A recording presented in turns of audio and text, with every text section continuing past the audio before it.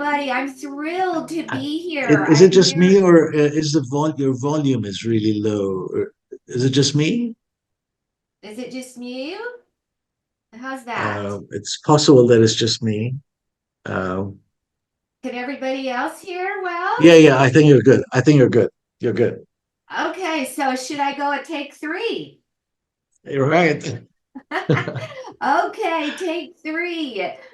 I am here in Phoenix, Arizona, and I believe that coaching is an integral part of a thriving society.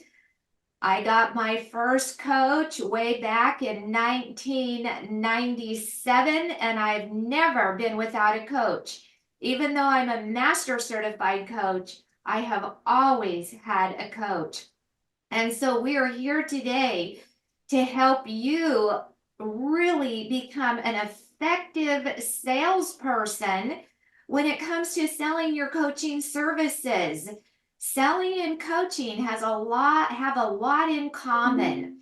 So what we're going to do today, we're going to jump into this, and so I get a better feel for who is here. Puya is going to put up a poll. It has two questions, and then I'll be able to get a feel for you. Just to let you know, today we are not going to talk about pricing because there are just so many variables in the market. And I know a lot of coaches want to know pricing. You can get pricing information from the ICF global surveys and then talking within your colleagues in your own ICF chapter. So just to make that very clear, we'll talk about everything else but pricing today. So Puya, will you go ahead and start that first poll? Okay, so Puya, go ahead and stop the share here. And then I will launch in here and we'll talk about what this is about today. So the agenda, I'm going to share with you a clientele building formula. There are three kinds of yeses. We're going to discover the needs of the prospective client, and that is the true formula for that first sales conversation.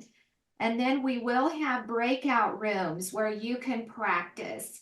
It's all about really integrating, and insight is only 20%. When you implement and integrate, it becomes the 80% that is so vital. So this is a modification from the story brand where you have a potential client. It could be an individual, or I know that there are many coaches that are now working with teams, and ICE has an amazing team coaching program coming up this year. So you have a potential client, could be an individual or a team, and they have a problem. All selling is solving people's problem for a profit.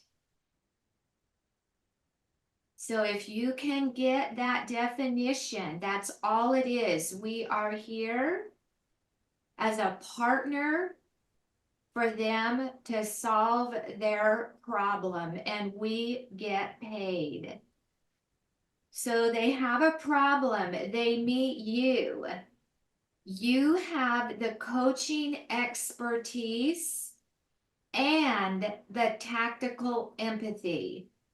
This is where the real art and mastery of selling comes into play.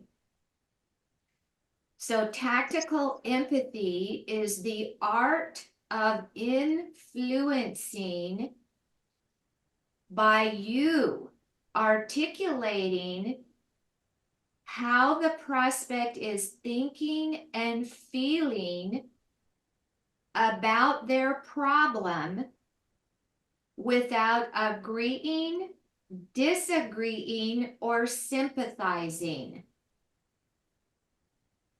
And it's not using active listening. I get it. I understand. Anytime you put I into the sales conversation and even into the coaching conversation. I'm a certified mentor coach, and anytime we put the I in, it's an opinion. So there's a way to influence them by articulating how they're thinking and feeling about their problem. An example would be, it seems like you are frustrated by not getting that promotion. It seems like, and so it's really an art of listening and articulating back to them.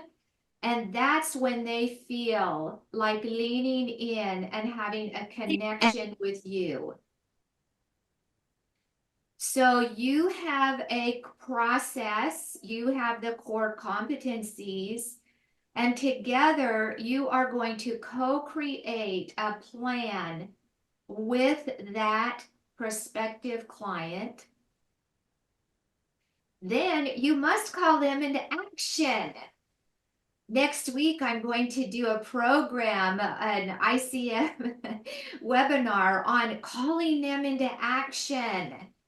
And because so many coaches and so many salespeople, they take it that far, but they don't know how to navigate that calling them into action, moving them into a commitment. And when we move them into a commitment, it either helps them avoid failure or they end up being very successful as they move forward. So I will pause there, and if I just have one comment on something you are seeing here today that is something you never thought about before, who would like to share? So everybody, hopefully I chose somebody that is global. I know we have a lot of international global people on here. We all know George Clooney, right? This amazing Hollywood star. And this quote here, I stopped going to auditions thinking I hope they like me. I had to go into thinking I was an answer to their problem. And so when we're having that first conversation with prospects, you just need to think it's not about me. It's about creating the value for them. It's not about them liking you. Because if you actually have a formula, just like you have the core competencies that you follow, you have a formula in that first conversation. You're making it about them. And that's where a lot of fear comes in with salespeople and coaches, is wanting to be liked and making it about you. So when you really look at, when you have a first conversation with a potential client, oftentimes they come into this and they're unsure. They don't know for sure what's this all about, unless they come in from an incredibly warm referral and they already trust you. They know that's a possibility. And that's a different conversation. And a lot of salespeople, a lot of coaches, even with a warm referral, can really mess it up by being too confident and thinking this is a done deal. So prospects usually come in self-protect mode. And when people are in self-protect mode, they're not really open to sharing at a deep level what is going on with them. And so when we have a formula and we have a particular mindset, your success is only as good as your mindset. We all know about that as far as being a coach.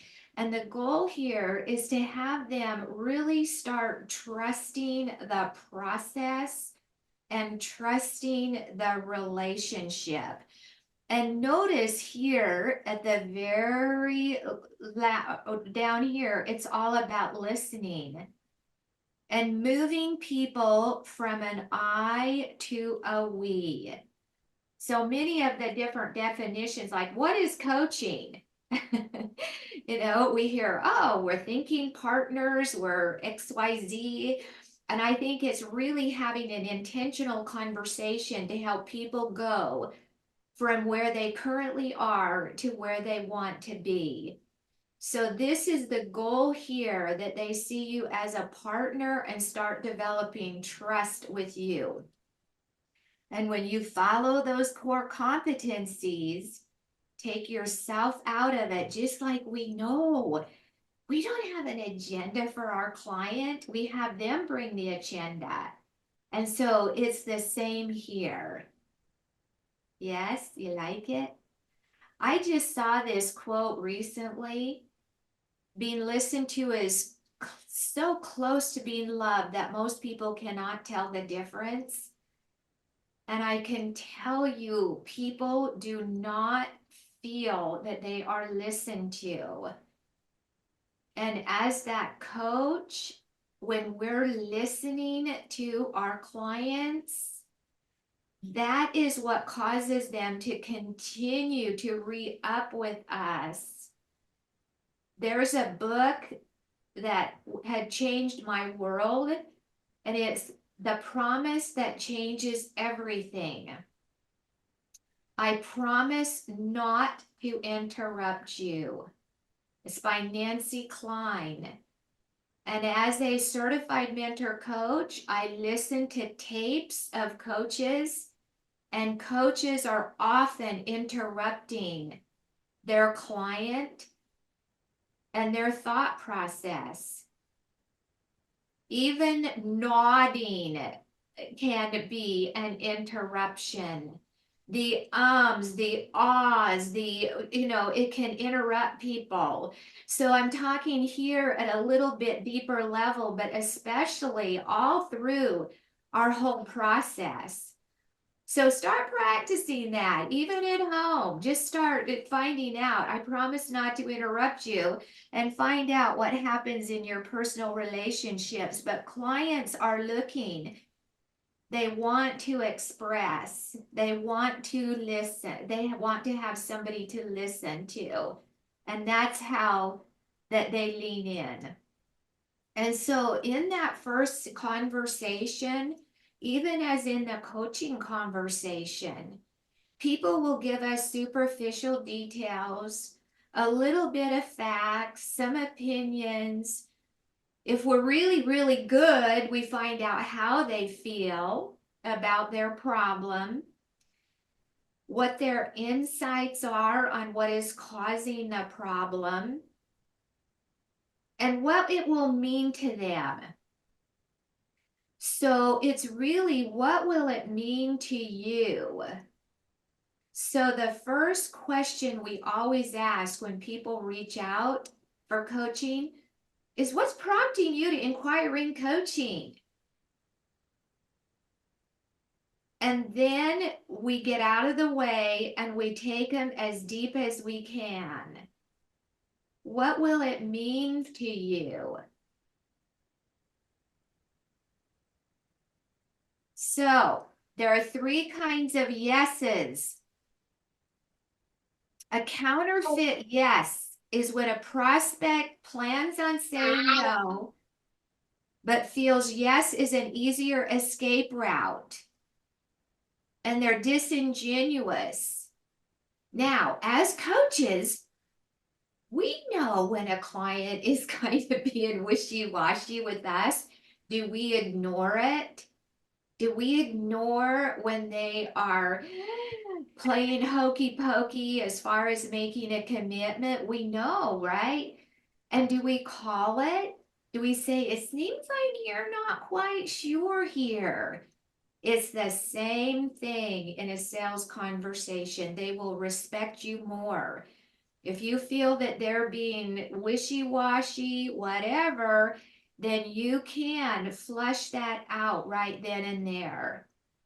So a confirmation yes is just a yes, asking them if they know about coaching and, so that's just a confirmation. But the committed yes is the real deal. When it's just a valid agreement that leads to action. So they agree with you to have a next conversation. They agree to disclose more information. They agree that they have a problem that you can help them solve. So and a yes without a how means nothing. So many times we get a yes and we're going, oh, I got a yes. But I mean, I could do an entire day on this. It just is a yes without is how would you like to proceed? So it's just as simply put as that. Just when we get a yes, it's okay. How would you like to proceed? What is our next step? And so now I'm going to pause there. Okay, let me look here. I've got one more. So yeah, just beware of those counterfeit yeses. And I'm bringing this up now because I'm going to give you that formula and then we're going to go and practice in breakout rooms. But a counterfeit yes is when they are vague about timing and details, or they ask for a proposal, or when asking for commitments, they agree to move forward but delay the process. They're delaying signing the contract. They're delaying making a payment. So this is just the bow on the top of this to make you aware. And it's the same thing when you're hearing your client, and I'm repeating myself, but I think that this is really important. So I'm going to pause there and just take any questions or comments before we jump into the formula. What's Connie, resonating? Yes. hi. Real quick question. It's Matthew. Um, do you see there can be value in limiting the time for any prospect calls? Well, you always ask, how much time have you set aside for our conversation? So you always Hmm. start out there. And if somebody goes, I have 20 minutes, oh, you know what? I don't think that that's going to be enough time for us. I usually allow 35, 40 minutes because this is really unfolding in a way. And if we're in a hurry and our schedule, and if we're serious about having a real good substantial conversation, we need to reschedule. Yeah, because hurrying Perfect. Thank you. through doesn't work. Is that helpful? Yeah, and especially I'm an ADHD, fledgling ADHD coach with ADHD myself, and so for many reasons, not a great amount of time that I was currently considering. Well, hopefully, maybe you'll move quickly through this formula. An Perfect. Thanks. ADHD coach. Nat, where are you located? I'm in Edinburgh in Scotland. Everybody take his name down. It's always good to network with other coaches and know what their specialty is. So I'm going to take your name down too. Awesome. There's a great need for that, right? Yeah, big time. Yeah. Okay, let me find my notes here. Anybody else have any comments or questions so far? Is it making sense? Yes. Yeah. Yeah. Okay, so let's go back here. So discovering the needs of the prospect. So 70% of the sale is discovering the need of the prospect. 70%. And you do, the slower you go, the quicker the slower you go, the faster you'll go, the quicker. So you got to slow down in the very beginning and go as deep as you can with that prospect, because as you do, you're developing they're developing trust with you and trust with your process, and they're leaning in. And so I already shared with you oftentimes is what's prompting you to inquire about coaching. And wow, that question will tell you where they are emotionally. And that it sets the context for the conversation. And all conversations, it's kind of like when a coaching client calls us and we say, so what's up? What do you want to be coached on today, right? What's our focus today? So setting the context. So it's the very same thing. What is prompting you to inquire about coaching? So we've set the context.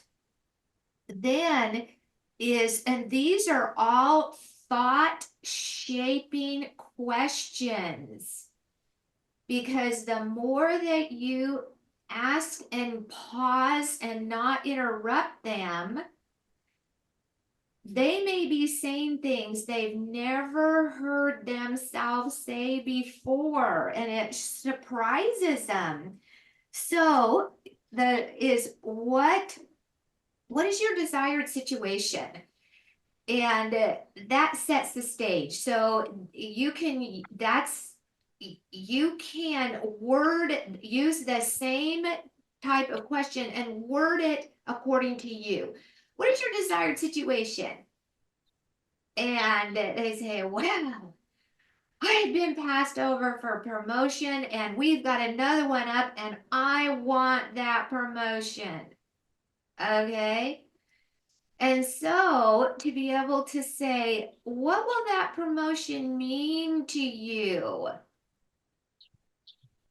Okay, now here's where a lot of coaches and salespeople blow it, is start coaching the client during this discovery sales conversation. The goal here is not to coach them. The goal here is for them to enlighten themselves. So what will it mean to you to get that promotion? And then we zip our lip and we listen and we pause and we let them speak. Some of them will surprise you. They will start telling you a story. It's okay. So once you've got that, then you move into, well, what's kept you from this before? You said that you've been passed over before. Now they're getting into the problem here. And they're divulging a lot. What is it? What has limited you? Well, I just had a rotten boss that did XYZ, right? We don't know. And so when you've gone as deep as you can into their self-awareness of what has kept them from achieving that, and then, well, what happens if you don't get this promotion? So we're listening here. This third step is really, really vital. What happens if this doesn't happen? What happens if you don't get this promotion? Well, I'm gonna quit this job and I'm gonna move and I'm gonna go somewhere else, right? Or whatever. So that's where you take a deep breath, and that's where people get uncomfortable. And so over here, I will not achieve my goals. I will continue to live in chaos. So they're going to start telling you what happens if nothing changes. And that's where you just need, again, listen. And if they take a pause and it's a longer pause, remember you're creating that psychological safe space for them to share with you. And sometimes you can say, what else? And they'll continue.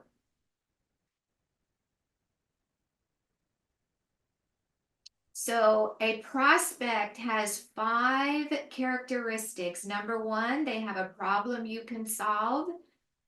Number 2, they are the decision maker or the influencer if you're talking to people about team coaching or coaching in the corporate arena. Number 3, that they have a budget. Number 4, they have a sense of urgency. This is often the one that many people leave out. What's your sense of urgency? Because I've gone through this with people that there's so much passion about what they want. And then, well, what's your sense of urgency? Oh, I was thinking maybe 6 months from now. Okay, there's no sense of urgency. A prospect has a sense of urgency. I need to start getting my head together for this promotion tomorrow, today, yesterday. So now you get that they have a sense of urgency. And then the 5th characteristic of a qualified prospect is that they trust you or they can develop trust with you. So what's your sense of urgency? Well, you know what? They're going to be making this decision and it's an internal promotion and they've set June 15th that they're going to offer it internally. If they don't find somebody internally, then they're going to open it up to an external. Okay, so now there is a sense of urgency. And then, well, what's the next step? And so then you can start finding out where they say, then what's the next step? Well, tell me about XYZ. And then that's when you can start telling them about your coaching, your one-on-one, your packages, or whatever you want to do, right? But then that's the opportunity for you. So what's the next step? So the sense of urgency is there. So a yes without a how means nothing. What is the next step? So I'm looking at this here, and we are going to go into breakouts. There'll be wait, let me just stop here. Now, Puya, everybody got a copy of this handout, correct? Yeah. Yes. Okay. I shared my, yeah. So really this comes down to, are you the rookie or are you the pro? And so what we're going to do is we're going to go into breakouts. So there are going to be 3 people. So the potential client, the coach with the sales hat on that's going to follow this formula. Please, just for today, do not deviate. And then an observer, you have a critical role here. If the coach gets off target, you get to say, may I pause you there? May I pause you there? So have that agreement ahead of time. And so that people can stay on track. So whoever is going to be the potential client, make it a simple coaching topic, but it must be true. I'm not getting enough exercise or whatever. It must be real. It must be true. And do your best to, we don't have a whole lot of time here. So synthesize your answer, but really play into being as honest and going as deep into the meaning so that you can actually experience how this works effectively. So kind of work with your coach today. You don't want to bring any oppositional to the table. So you'll introduce yourself, choose roles. So the potential client, be clear, concise, be honest, and coach, stick to the handout, get to meeting quickly. What difference will that make for you? Or what's my desired situation? What difference will that make for you? What impact will that have for you? This is a master's technique here. It's going to help you get your master's certification. You start doing this, wowzer, wowzer. And then observer, I already did. And then to have fun there. So I will stop share. What questions do you have? Anybody, is it clear? And y'all have your handout so you can follow that? Yeah. Okay, so 3 in a room. I have a quick question. Yes, Um, please. If through the questioning it becomes clear that they aren't a prospect, like let's say they say 6 months from now, I need the help, there's no urgency. Do you just kind of work to wind down the conversation, or what do you do in that situation? So if they say 6 months from now that's a very good coaching question. I'm curious why we're talking now. I'm curious why we started talking now, and they'll go, well, because I just have to get a budget together or whatever. So you can actually go a little bit deeper to find out why there isn't a sense of urgency, or why 6 months from now. Like, well, you never know if it's a personal issue. So get curious and try to ascertain why there isn't a sense of urgency, and then what is going to be different 6 months from now. So 6 months from now, well, what's going to be different 6 months from now? Wow, that's the best question. What's going to be different 6 months from now? And they'll tell you. Is that helpful? Okay, so what is 73 divided by 3? So I'm going to do 24 breakouts, and we'll keep an eye on it to make sure. Oh, now we're down to 70. So there are people that don't want to be in a breakout. So, and I might just pop in. We'll do our best to make sure that you're there. So thank you for being courageous. Are you all ready to go? That was really awesome to play around with the new conversational sales model. And Mario was excellent as the client and threw him some wonderful curveballs as to what had led him to our conversation about potentially coaching. And Connie, it was really, I was really drawn to what you were saying about being empathetic with the clients, but not getting drawn in and trying not to use I. So I only needed to berate myself twice whilst going through, because I used I. So it was like, okay, that's fascinating, that's interesting. And it was, there was all sorts of things. Bereavements were thrown in. It was like, oh wow, I'm really on my toes here.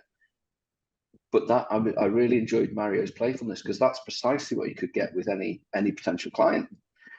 So and then even we sort of had meta conversations. So it's like Matt's just breaking out to update his website, so it says he does career coaching as well as the other coaching that he offers. So it was enjoyable to adjust. That's actually not my coaching forte, but I'm going to go with this because I've got the new approach of the stages to go through and see, can I get you to the point of sharing? Where's your urgency? So yes, that was just it was really cool. Thank you, Matt. And I love when you said the playfulness, because see, we hold this conversation lightly. We're not like, and if we hold it too tight, it's not playful, it's not fun, right? And so, oh, lovely. Thank you for sharing that. Thank you. So, yes, this is one thing that I learned from one of my coaches. Hold it lightly. Okay, one more share. What was that? I would like to share. We just had enough time to finish the role play. perfect timing. I was wondering, because at some point I was moving on with the process. And I wondered, I went straight to the question, move on one, because it was too fast. I was wondering, should I ask further questions to just to make it softer? But what happened at the end is the other coach who's playing the client was able to open up, so I had a lot more to share. I got to listen. Yeah. Oh, What to do in this case in the reality, if I think it's a process of building trust, whether the client willing to share more. During this process, do I just move on next question? I feel like that might be too fast, moving the stage too fast. But I also didn't want to veer off to focus on build a rapport and didn't move along the process. I think that's probably a little bit tricky, but thankfully, because of this, we are role playing, right? And we're also in a space probably feeling the safety was being felt by every party more than in the real situation. Because in the real situation, the client was not willing to open up, so it's very hard to listen to them if they don't open up. What would you suggest? well, and your goal is to influence them to open up. And our tone is 5 times more important than the words we speak. And the more we are open, we can actually get people to open up. That's why this is called mastery. We master that ability to influence them to feel safe and open up. So keep practicing. I'm glad you had a good experience. And, people think building rapport is, oh, I was there once or I did this. And that's when we blow it. So thank you for saying no veering off from here. It's like veering off from the core competencies. We do not veer off from the core competencies. So looking at the time here now, next week I'm going to do another program on for people who have trouble transitioning into arranging the payment and the money talk. And if you have a little bit of emotional uncomfortability there, come and join us next week. I believe it's on the 20th, and we're going to really zero in on that. So with that said, lovely to be here with you. Please connect with me on LinkedIn. And Puya, I'll turn it back to you. Okay, so I zipped through some of the questions here. And I believe it's Jessica. Is she still with us? Where she said, Jessica Norwood, are you still here? I am. Yes, I am. Okay, you said I got stuck when she said she didn't have a budget. So what happened? Where did budget come into the role play? I was trying to follow kind of the, what's the problem I'm going to solve? Are you a decision maker? Do you have a budget? And then when she said no, I kind of was like, oh, I'm not sure where to go with this next. So yeah. Okay, so when I gave you that, I was just giving you the qualified prospect. I wanted you to still follow the formula. So you really don't get into the budget conversation until you don't go there till you say, well, what's the next step? And so I apologize in mixing you up. I wanted you to follow that handout. And even if somebody says, okay, so what's your desired result? Well, I want to do XYZ.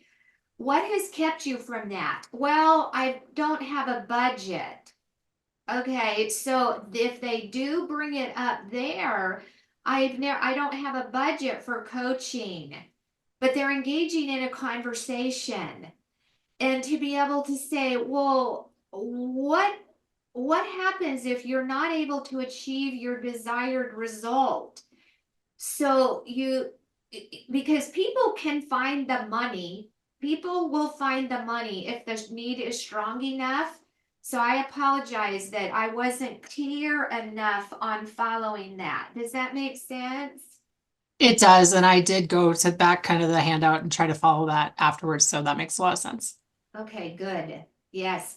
And then Matt brought up something about being playful. People always buy emotionally and justify logically.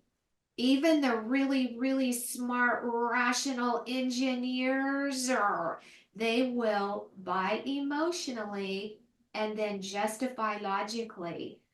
And so that's why this formula really helps them tap into the emotional component of what they want to achieve.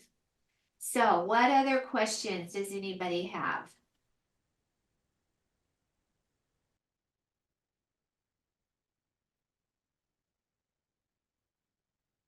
Anybody? Yes, hello, Gary? Connie.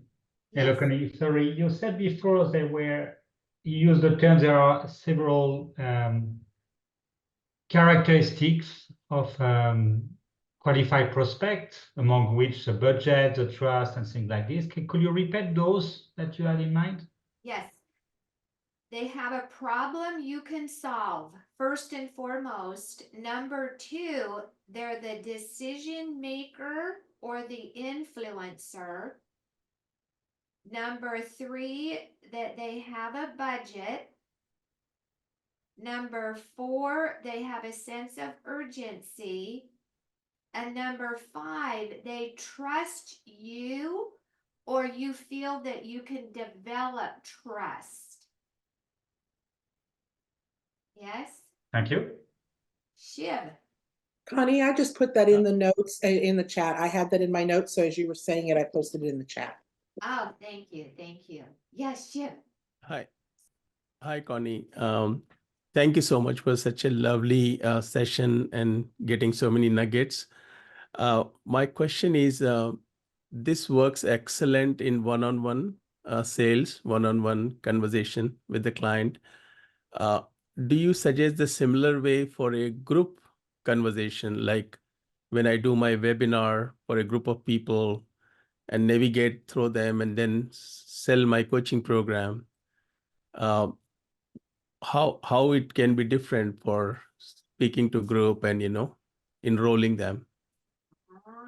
Enrolling them. Yes. That, yes, that's a very good point. It's kind of like at National Speakers Association. They have presenters who are at the front of the room, and then they have a way of transitioning. They call it the back of the room sales. And so I don't have an answer for you right now. If you connect with me on LinkedIn, I will get you an answer for that. And how do you, so what I'm hearing you say or ask is, how do I close people on a webinar? Exactly. Is that your, yeah, yeah. Absolutely. Yeah. It's having an irresistible offer. Hmm. It's, yes. So that's a completely different, and I'll explore that with you. Wonderful. Thank you so much. Thank you You're so much, welcome. Connie. And for one-on-one, this is excellent. I'm going to follow this. Yeah. Thank you. You let me know how it works. Thank you. DC. Hi, Connie. Thank you again. I really appreciate this opportunity. Um, I just was wondering if, let me back up. I caught your session from the beginning, and I noticed that you had, I think like the second slide, you had several different, it's sort of like a cycle of things. Those topics, did you already address, or would you mind putting that slide back up? It was the one before George Clooney. Okay, Puya, can you allow me to co-host again, please? Yes, of course. One Because I was second. looking at that and I kind of got the sense that that would be helpful to kind of have the blueprint for the big picture. And Am I you're- on track? Yeah, you're exactly right. Yeah. Okay, Puya here. Okay, I just made you co-host. Okay, good. Okay, so this is what you were asking about? Right. Yes, and so this truly is the bigger picture. This that you master this and you'll close sales. Okay, because that's, yeah, obviously, I'm guessing most of us are here because this is a challenge, and definitely being able to see the big picture before you go in is helpful. While at the back of my mind, I'm telling myself it's okay if I don't make the sale. I have to remember Connie held the pen really lightly in her fingers. Yes. And I mean, I do with my personal groups and clients that are in sales, we spend 9 hours on just tactical empathy and being able to Wow. master that ability to articulate how the prospect is thinking and feeling without agreeing, disagreeing, or sympathizing with their problem. Because when you do that, they're pretty much sold because they're emotionally connecting with you. And they think, oh, she gets me without you telling them without you telling them, I get you. They feel it. Yeah. Then I have to rein in the body language a little better because what I wondered, and I'll ask the question right now, if even if we're smiling, could that be construed by the client as an interruption? Yeah. And even Because if I you're smile out of nervousness and or laugh out of nervousness, and that's yes, and I have even nodding is like, you know, because I'm an extrovert. Extroverts have a tendency, and you're going, yeah, and so it's just really being very disciplined and listening to such a deep level without all of that. Yeah. is there any way that I hear what you're saying? I've always had the sense that if somebody is sitting opposite me and they're somewhat impassive, their thoughts are either somewhere else or they disagree or disapprove of me and they're trying not to show it. So that's obviously my baggage, but how can I overcome that? Well, it takes practice, and then you just forget about you, right? It's creating value for that individual, and it will stick with them. The questions you ask will stick with them, and so it does take discipline. Okay. The questions won't feel heard, so they won't be watching me. Okay, I'll get myself out of the way. Thank you so much for this. You're welcome. Yes. Who else? Does somebody else have a question? Christy. I just wanted to go back really fast, and this may be in your other session, so that's fine. But you'd warned us of the counterfeit yeses. And so if we're getting them, like they want a proposal or, the wishy-washy, is that when you're sort of calling out that it's, that, or is there some other technique you use there on the counterfeit yeses? Yes, and so you call it out, but you hold it lightly. It seems like you're not convinced that this is a good next step for you, right? So you tease it out of them. And if it's not true, they will tell you. If it's true, they'll start, So just like if you have a client at the end of the call, what are you committing to this week or whatever, however you do your call, and they go, well, I kind of think that maybe I should, right, and they're all over the board. Do you let them off the hook, or do you say, it seems like you're very committed there? Seems like there's something that's keeping you from being committed, right? So holding it lightly. And when we have tactical empathy, it unfolds the truth. And when we hold it lightly, and when we have, have fun in our voice and friendly, yeah,